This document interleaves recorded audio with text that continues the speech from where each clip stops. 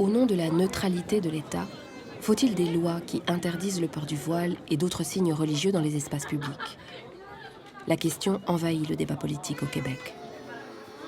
Quelqu'un comme lui qui a même pas 20 ans, lui, il n'a pas vécu votre période de cette séparation entre l'État et... Mais en même temps, lui, il a une autre histoire. Donc lui, c'est l'histoire de ses parents immigrants qui sont arrivés ici et que la religion fait partie de leur identité et c'est comme un repère. Maintenant, comment le pratiquer dans l'espace public, ça c'est une autre histoire. Et c'est là la discussion. La même femme qui a marché sans voile et qui se faisait imposer le voile en Algérie, mais maintenant on a les mêmes cas ici, c'est des femmes qui choisissent de mettre le voile et que maintenant on décide pour elles et on lui impose de l'enlever. Il y a des gothiques, ils portent ce qu'ils veulent, on va dire. Certains gothiques croient en Satan, puis ils vénèrent Satan, etc. Puis ils peuvent porter ça dans la rue, c'est parce que les gens, ils en ont rien à foutre. Ouais. Ben pourquoi on ferait pas ça sur tout le monde? On s'en fout de ce que tu portes, tant que ça nuit pas à ton travail. Si tu vas à l'Halloween avec un costume de Spider-Man, on sait que tu es Spider-Man. Ben, si tu vas dehors avec un costume de musulman, on sait que tu es musulman. Ça empêche une certaine facilité de contact, surtout envers les islamophobes. Un islamophobe, s'il te voit, c'est sûr qu'il va t'éviter.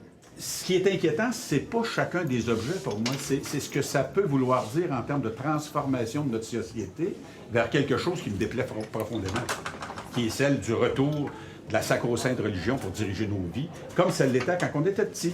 Moi, je pense que c'est un choix personnel que les femmes choisissent de porter ou pas, et que on peut trouver des manières de porter ce voile-là sans pour autant se cacher complètement. Si des femmes se sentent à l'aise à le porter, il n'y a pas de raison de les empêcher. Nous, les femmes, on est particulièrement préoccupées par la montée des religions parce que toutes les religions, quelles qu'elles soient, oppriment les femmes.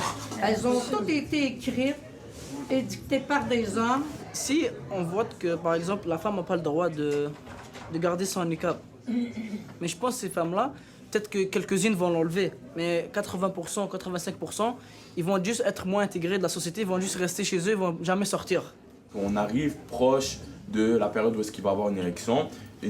Donc, ce que le Parti libéral fait avec ça, c'est justement, il veut convaincre des gens qui sont de l'autre camp de voter pour eux. Comme ça, ils vont dire, regardez, nous, on prend des actions sur ça. Donc c'est une loi qu'on a vraiment... qui vise l'islam, mais qu'on a changé des mots, neutralité religieuse. Dites-le que c'est l'islam au pire.